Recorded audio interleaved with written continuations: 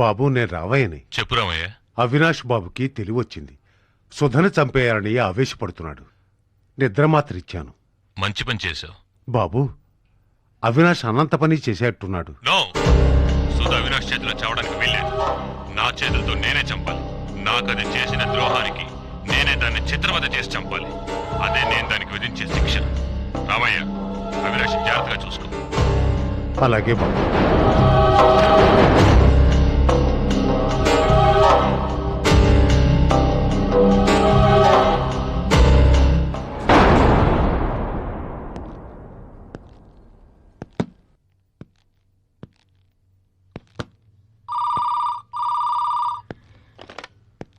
Hello, Ravindra సారా? మీరు? ఒక్క నిమిషం.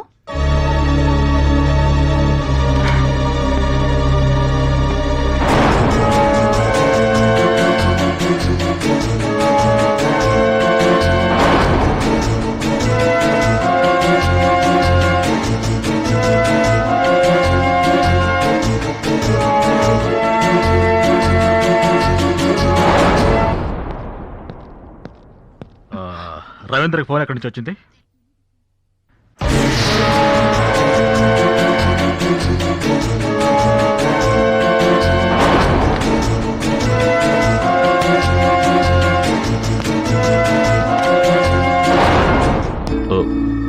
సార్, నేను కొంచెం బయటకు వెళ్ళాలి. అంత అర్జెంట్ పనా? అవును సార్. సరే వెళ్ళరా. Thank you sir.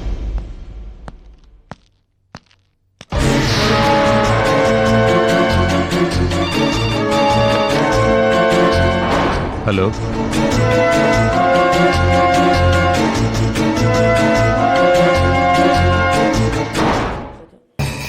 Something is wrong.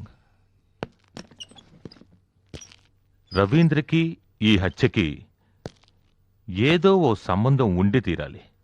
అంత గట్టిగా ఎలా చెప్తున్నారు సార్? పాయింట్ నెంబర్ 1, పూజ డబ్బు కోసం తప్పు చేస్తుంది. రవీంద్రకి తప్పు చేసేవాళ్ళంటే చంపాలన్నంత కోపం. పాయింట్ నెంబర్ 2, ఎండి కథనం ప్రకారం రవీంద్రకి పూజకి అక్రమ సంబంధం ఉంది. అది నిజం కాకపోయినా వాళ్ళిద్దరికీ ఏదో ఒక సన్నిహిత సంబంధం ఉండి తీరాలి.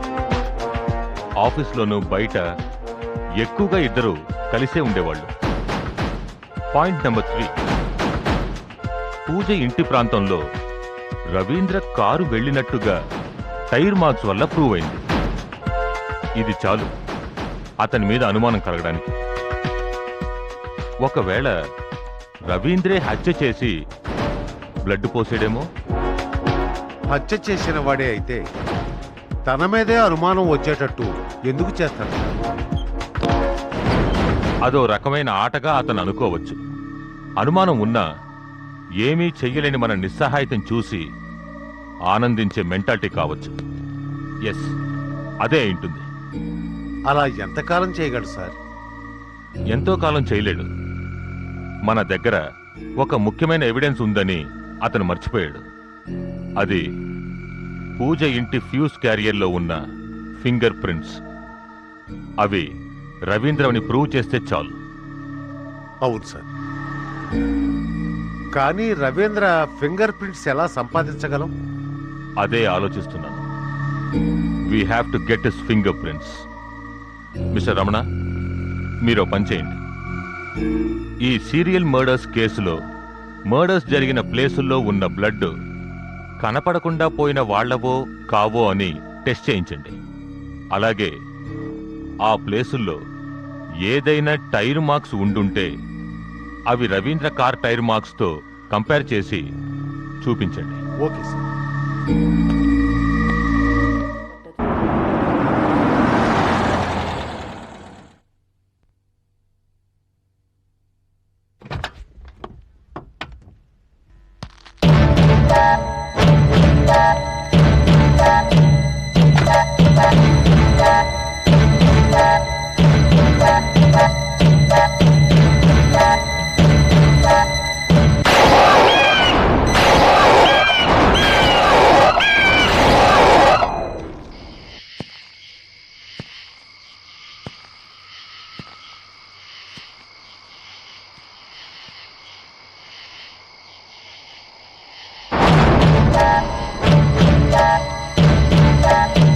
సార్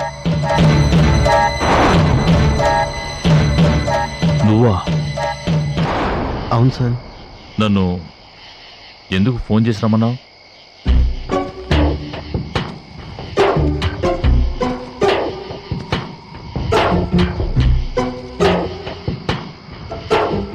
నన్ను క్షమించండి సార్.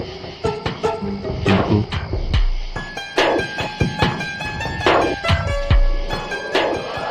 ఒక పాపిని ఈ లోకంలోంచి నరకానికి పంపినందుకు.